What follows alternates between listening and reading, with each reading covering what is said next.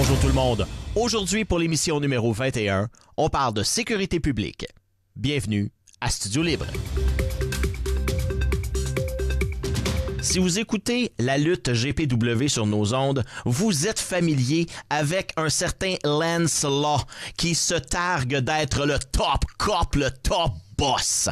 Peut-être du côté de l'Ontario, mais du côté du Québec, le top cop, le top boss, je l'ai avec moi en studio. C'est mon invité, Simon Fournier, directeur du service de police de la ville de Gatineau. Bonjour, bienvenue. Bonjour Sylvain.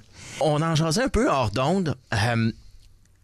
Le fait que d'avoir un policier qui soit dans la fleur de l'âge, qui devienne directeur, c'est quand même un peu, comme on dirait en anglais, unheard of.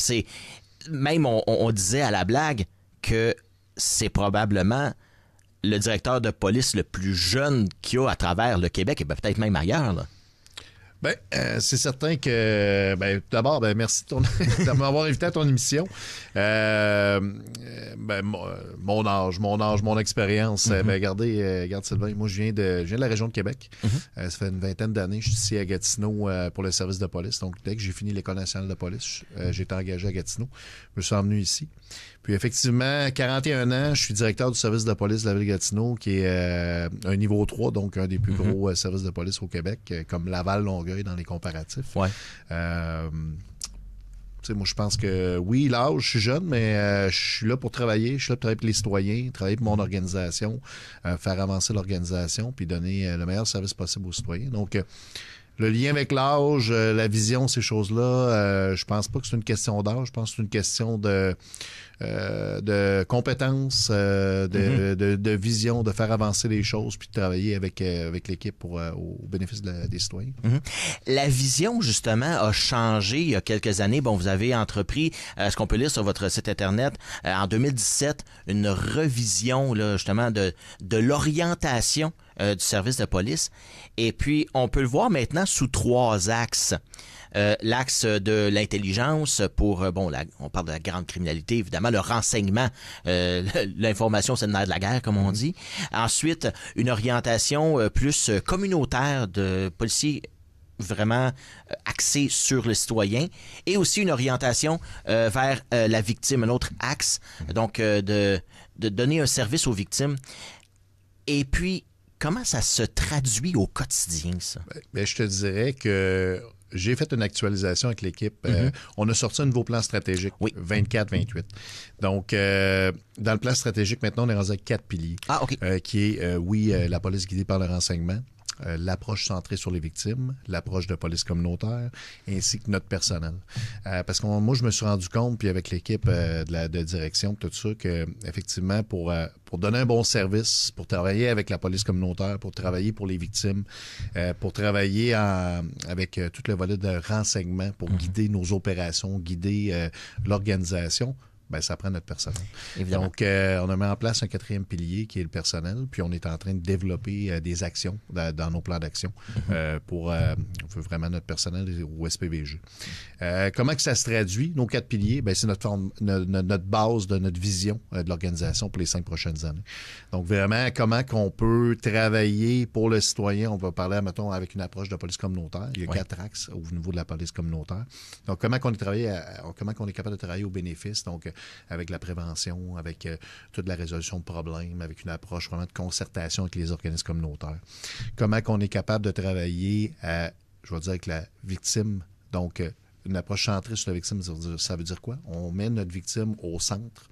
Puis nous, comme acteurs, avec nos partenaires, comment qu'on peut donner un bon service? Comment qu'on peut, premièrement, les croire, les faire venir chez nous, leur donner, l'attention qu'ils méritent, leur donner les services qu'ils méritent. Puis, tu sais, moi, dans ma vision des choses, c'est n'importe quelle victime, de base, on la croit. Donc, qu'est-ce qu'on peut faire pour l'aider? Oui, il va y avoir une enquête, il va y avoir des choses qui vont être faites, mais notre victime est importante. C'est vraiment notre base de qu'est-ce qu'il y en a. Au niveau de l'approche centrée, tout le volet renseignement, ben, c'est qu'est-ce qu'on est capable de faire pour développer le meilleur renseignement possible, autant au niveau opérationnel, tactique ou stratégique, pour guider nos opérations, guider nos patrouilleurs sur la route, puis être en amont des problématiques également. Donc, les anticiper, être capable de travailler vraiment là, plus rapidement, être au courant des tendances de la criminalité, être au courant des tendances de ce qui se passe autant au niveau, je vais dire, municipal, provincial, national, parce qu'il y a un impact qui vient avec Évidemment. ça. Puis avec notre déploiement au niveau de nos policiers policières, notre déploiement au niveau de toutes, je vais dire même les équipes civiles qui travaillent avec nous en support. Donc, je pense que c'est important. C'est vraiment nos 4 piliers là, qu'on a mis en place puis qu'on travaille, là, je vais dire, au quotidien avec ça, dans une vision de développer notre organisation. On vient de le dire, on est de niveau 3. Bon, on n'est plus un petit village, là. On fait face aux mêmes réalités, exemple donné, que Montréal. On parle de la grande criminalité. On le voit avec les escouades régionales mixtes. On reçoit des communiqués, on saisit d'armes, de drogue et compagnie. Il faut évoluer là-dedans. Et puis, on a quand même, 300 000 personnes, mais les moyens, j'imagine, on n'a pas 100 millions, 200 millions, 300 millions si on en veut, si on en a besoin pour... donc, il faut gérer ça, il faut avoir certaines priorités.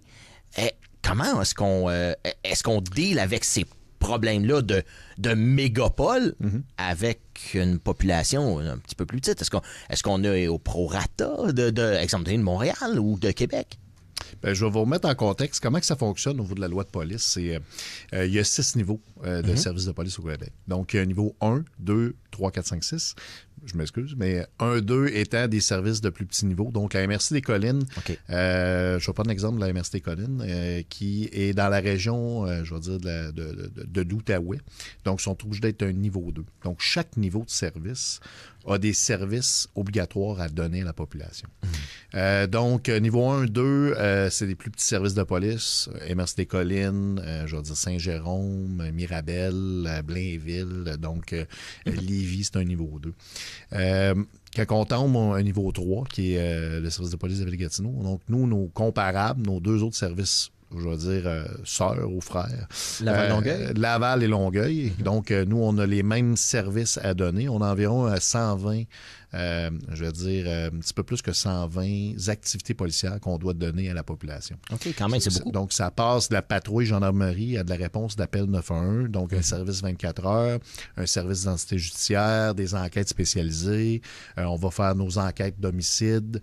On a des maîtres chiens. Donc, l'équipe tactique aussi. L'équipe tactique. Donc, c'est tous des services qu'avec la loi de police, on est obligé de donner à la population. Par la suite, il y a un niveau 4 qui est la Ville de Québec. Donc, la police de Québec est un niveau supérieur. Le niveau 5, SPVM. Le niveau 6, la Sûreté du Québec. Okay. Donc, vraiment, nous, comme organisation, on se situe à peu près au milieu. Donc, on doit vraiment donner un service assez large à la population. Puis, comment que ça fonctionne? C'est nous, admettons qu'on n'est pas capable d'offrir un service où ça tombe à un niveau supérieur. Je vais donner un exemple là, qui me vient en tête. On n'a pas de plongeur. Donc, puis ça arrive régulièrement avec la rivière. Là, comme quoi que... Puis, on a des collègues d'Ottawa qui sont à côté. Mais moi, je peux pas les appeler directement. Donc, moi, qu'est-ce qu'il faut faire? Il faut faire une demande à la Sûreté du Québec qui vont faire venir les plongeurs ici. Oui, évidemment. Donc, c'est vraiment le processus québécois avec la loi de police. On doit passer par la Sûreté du Québec pour avoir un service que le service de police n'offre pas. Donc, nous, tu sais, moi, je remets le contexte autant au niveau de la grosseur du service que de la population. On parle de 300 000 habitants à Gatineau, mais il faut se rappeler que la région, c'est Ottawa-Gatineau. Hein? C'est 1 million. Oui. De l'autre côté, 300 000, c'est des viaducs. Là. On parle même pas de pont. Là. On est à côté. Il n'y a pas de frontière non plus. La frontière est très proche. Donc, on est vraiment dans une agglomération d'1 million 300 000 habitants. Fait que ça amène une autre perspective aussi sur les types de criminalité, les types d'incidents qui peuvent se passer dans notre région, les risques qui peuvent être là. Il y a des risques ici que, tu sais, puis je vais prendre un exemple, Mirabel peut-être moins, avec, vu qu'on est dans la région de la capitale nationale, des bâtiments fédéraux, des ambassades, donc tout le risque de terrorisme, tout le risque de ces choses-là, bien, le SPVG est partie prenante d'une cellule qui s'appelle NCRCC. Donc, nous, on travaille avec nos collègues de la Sûreté du Québec, de la MRC des Collines, d'Ottawa, de la GRC, de l'OPP, du Parlement, de façon très régulière pour faire des plans, des choses comme ça, avec la ceinture de ce qui se passe au niveau de la capitale nationale. Donc, vraiment, Gatineau a, je veux dire,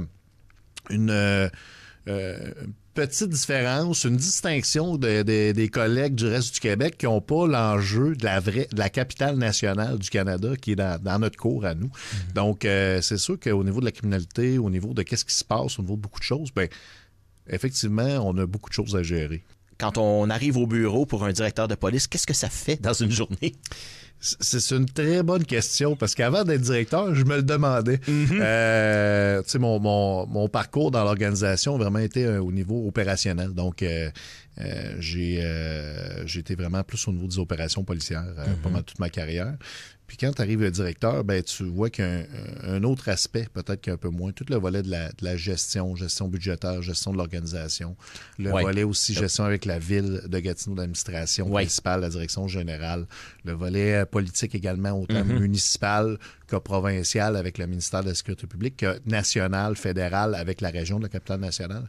Comme je disais tantôt, on a une région particulière, donc ça amène des particularités dans nos relations. Effectivement. Donc vraiment, je pense que mon rôle, c'est vraiment d'être un chef d'orchestre un petit peu plus dans mon organisation, être un représentant autant du SPVG que la Ville de Gatineau, être capable de leader mon personnel vers le service citoyen. Moi, je dirais, il n'y a pas une journée pareille. C'est vraiment des journées, autant que je peux passer une journée en plus, je vais dire, administratif. Donc, la gestion de dossier, gestion administrative, finances, budget, que des rencontres, je vais dire, de collaboration avec les partenaires, autant policiers que les organismes communautaires, que la ville, que partenaires municipaux, fédéral, provincial. Donc, vraiment, les journées sont assez diversifiées. Puis, tu sais, il n'y a pas une journée atypique, je vais vous dire. Beaucoup de réunions. Oui. Beaucoup de réunions. Ça, j'en doute. Autant des réunions, je veux dire, au service de police qu'à l'extérieur. Beaucoup de partenariats, autant, comme je disais tantôt, avec les services de police que les organismes. Je participe également, je suis à l'Association des chefs de police du Québec, à l'Association des chefs de police du Canada, puis à l'Association internationale des chefs de police. Donc, c'est du réseautage, des meilleures pratiques. Donc, c'est vraiment diversifié comme journée de type. Puis les journées sont rarement de 8 à 4. Je dirais ça ressemble plus du 7 à 7, 7 à 8. Donc, puis ça sonne quand même le soir, la nuit et la fin de semaine, le téléphone. Fait que je dirais on est occupé. Beau gros défi, comme on dit. Oui, beaucoup de plaisir. Oui, j'en doute pas. Et là, après ça, on parlait justement de collaboration. La collaboration, on parlait de renseignement. Si le renseignement s'en va pas d'un bord à l'autre, la communication et la relation avec les autres corps de police du Québec et aussi avec celui d'Ottawa, comment ça se passe? J'imagine ça va relativement bien. C'est dans l'intérêt de tous les services de police de bien se communiquer le renseignement d'un bord à l'autre. Le renseignement, c'est une chose, mais aussi les pratiques. Puis les meilleures pratiques. Donc, c'est pour ça qu'il y a des associations provinciales, nationales, même internationales sur les pratiques. On parle également on a l'escouade régionale mixte, on a des équipes intégrées, le ILP au niveau de la traite de personnes. Donc, c'est vraiment un partenariat. On est en partenariat beaucoup dans la région avec la Sûreté du Québec, avec la MRC des Collines, avec la police d'Ottawa, avec l'OPP. Donc, on a des policiers qui travaillent avec la Sûreté du Québec à l'escouade régionale mixte. On a des enquêteurs qui travaillent également à l'ILP. J'ai des enquêteurs qui travaillent dans les bureaux d'Ottawa pour le partenariat avec Ottawa au niveau des gangs de rue, des armes à feu, avec toutes les problématiques qu'il peut y avoir. Donc, les services de police sont proactifs par rapport à ça. Puis je dirais, c'est pas juste des communications sur des rencontres pour jaser. C'est vraiment beaucoup d'échanges, de discussions, de créer des équipes pour que ça soit plus efficace, efficient, que le renseignement, les pratiques se partagent encore mieux, puis qu'on fasse des équipes communes pour enrayer la criminalité. On parlait de pratiques et il y a des nouvelles réalités ou des réalités qui ont beaucoup augmenté et qui, j'imagine, ont dû vous forcer à revoir certaines pratiques. Je pense notamment à l'itinérance. On parle d'itinérance, santé mentale, consommation de drogue, un peu, c'est pas mal tout mêlé. Ces derniers temps, on a l'impression, quand on regarde un peu ici, ailleurs, dans les médias et compagnie, que c'est un problème qui a vraiment explosé à Gatineau. Et puis un peu partout ailleurs au Québec, évidemment. Mais comment est-ce qu'on a pu modifier nos pratiques pour dealer avec cette nouvelle réalité-là de 2024? Mais tu sais, quand on parle d'itinérance, de santé mentale, on parle d'enjeux de santé publique. Tu sais, nous, c'est la sécurité publique. Donc, c'est sûr que la ligne est mince entre les deux régulièrement. Puis c'est là que c'est important d'avoir un bon réseau, d'avoir des bons contacts, de travailler en concertation avec nos partenaires. Pourquoi? Parce que oui, souvent, on va faire des gestes qui ne sont pas nécessairement notre mission, mais qu'on est les seuls acteurs présents, puis on est les seuls disponibles, puis on est présent 24 sur 24, 7 jours sur 7, 365 jours. Puis il y a des enjeux de sécurité, puis on mélange beaucoup de choses là-dedans.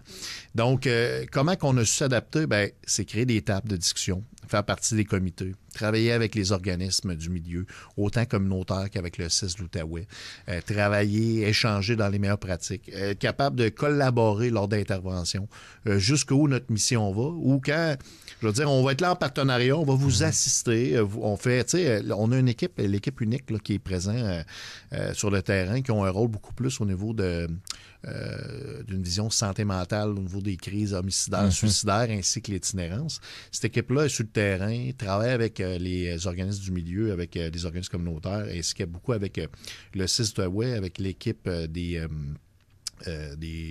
anges blancs. Là, j'ai un blanc. Là. Mais en tout cas, d'une équipe terrain. Donc, souvent, ils sont avec eux. Ils vont faire la tournée des tentes, vont faire la tournée des personnes en situation de différence, les aviser de certains enjeux, voir s'ils sont corrects, donc s'assurer. Donc, notre rôle, on est là en support beaucoup plus.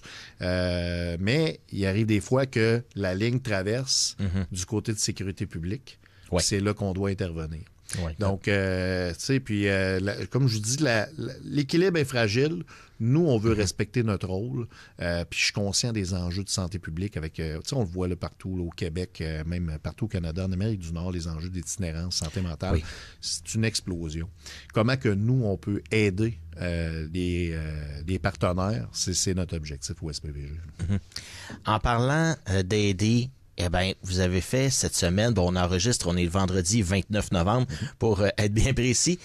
Vous avez fait, dans le cadre de la semaine d'intervention au niveau de la violence faite aux femmes, eh bien, vous avez fait un colloque et c'était une première qu'on faisait à Gatineau, mais est-ce que c'était pas une première au Québec de réunir tout ce monde-là, tous les acteurs, et puis même en dehors de l'Outaouais, pour parler de comment on peut intervenir. On parlait d'échange de pratiques. Eh bien, ça a été comment ce colloque-là? Qu'est-ce qui en est ressorti? Bien, ça revient... on a mis en place un plan en violence conjugale. Donc, ensemble au meilleur de nous-mêmes, qui s'appelle le plan, avec beaucoup d'actions puis beaucoup d'objectifs dans ce plan-là, qui est en lien avec notre plan stratégique. On parlait tantôt de l'approche de la police communautaire, on parlait de l'approche centrée sur la victime.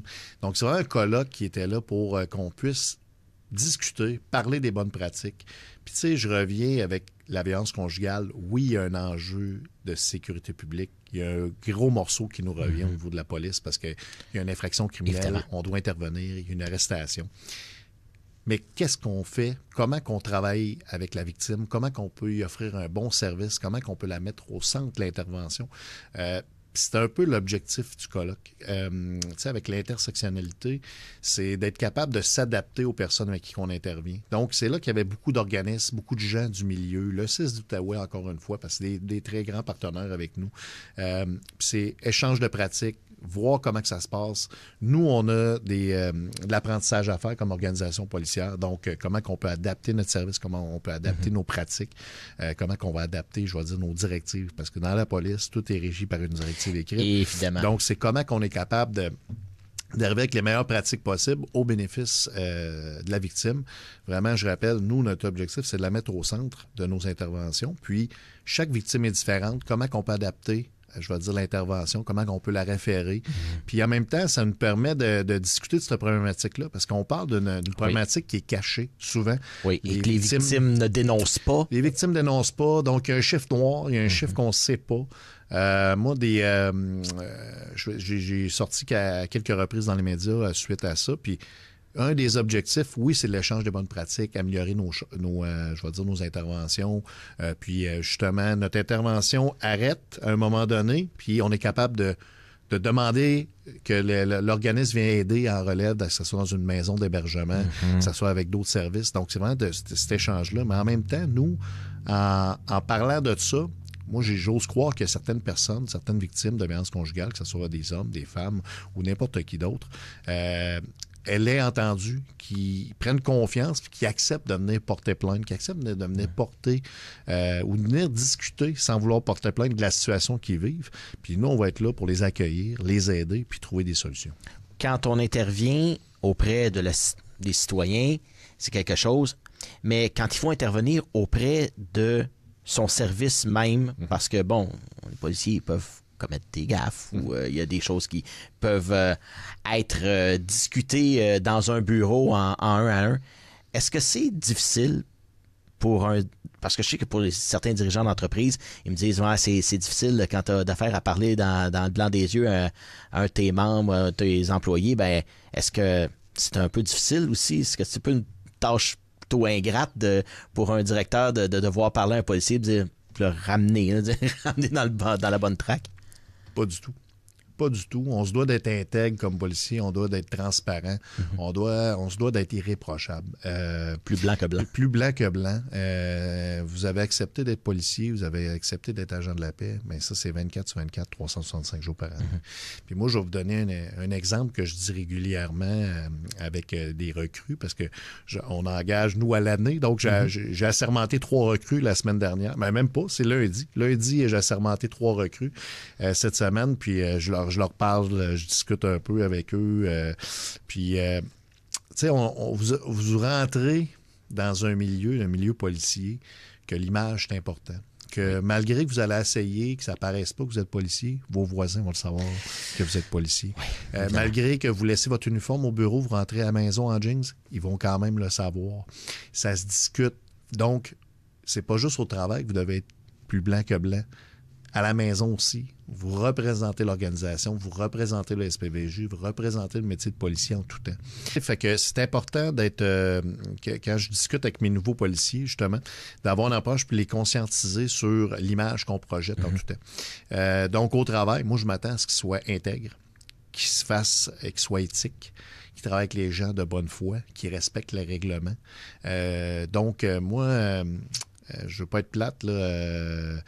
Je me sens vraiment pas mal de réprimander, d'amener des gens en discipline, de référer des plaignants en déontologie policière.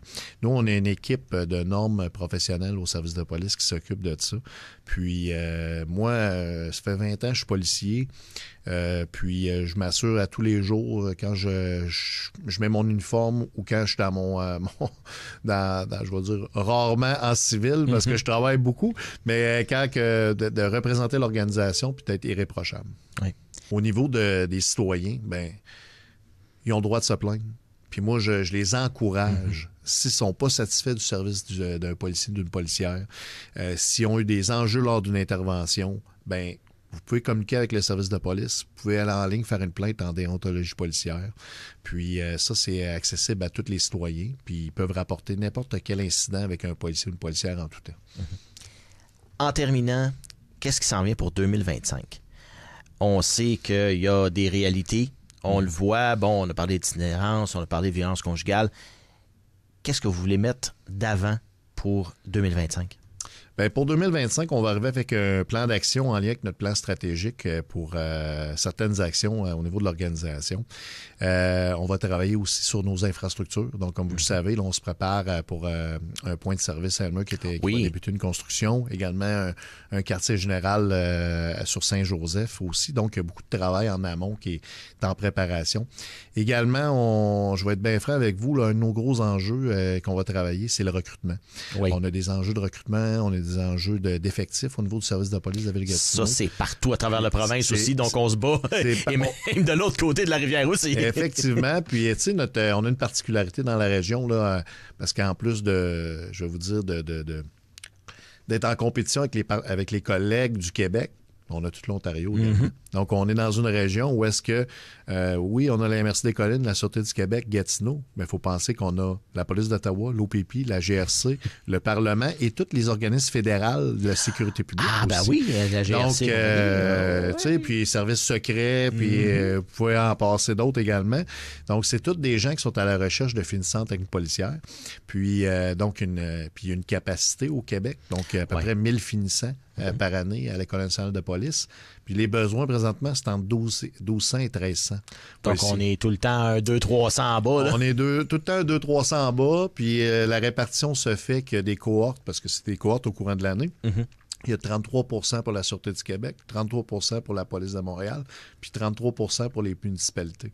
Donc, il y a une bonne compétition. Puis nous, c'est à nous d'être, je vais dire, imaginatifs, d'arriver avec des choses pour attirer les policiers-policières chez nous. Puis de mettre l'emphase, on met beaucoup d'emphase depuis la dernière année dans la région de l'Outaouais pour engager le monde de la région chez nous, ainsi que la diversité, pour s'assurer qu'on garde les gens à même l'organisation puis qu'ils ne quittent pas dans leur région natale par la suite. Fait que je vous dirais, là, c'est vraiment au niveau de l'attraction qu'on va travailler très fort cette année, en 2025, pour avoir le plus de policiers possible, pour regarder nos rangs, donner un service aux citoyens, puis s'assurer qu'on ait des policiers qui vont travailler 24 sur 24 pour tout le monde. Et idéalement, on en aurait besoin de combien de policiers? Je vais être franc avec vous. Là, j'espère en engager, je vais dire, près de 200 d'ici 3-4 ans. Oh, OK. Oui. On parle de quand même une bonne cohorte. Oui, parce que on a un roulement de personnel, des retraites, un ajout effectif. C'est vrai. Puis on est déjà un manque. Mais tu sais, je veux vous rappeler qu'il n'y a pas de... l'enjeu d'effectif est dans nos équipes spécialisées, non pas sur la patrouille gendarmerie. Oui.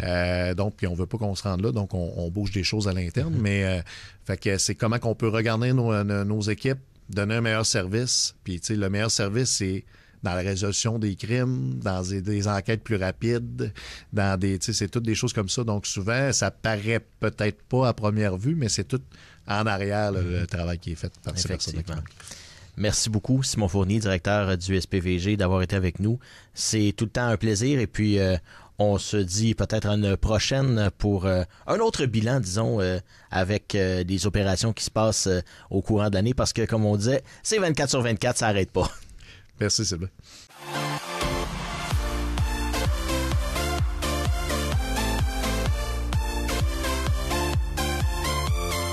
TVC Basse-Lièvre, la télé qui nous rassemble.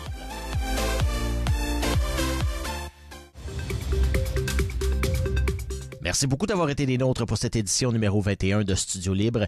J'aimerais remercier mon invité d'aujourd'hui, le directeur du service de police de la ville de Gatineau, M. Simon Fournier.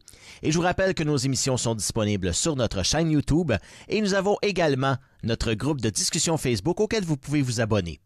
Et moi, il ne vous reste qu'à vous dire au revoir et à la prochaine pour la dernière de l'année de Studio Libre.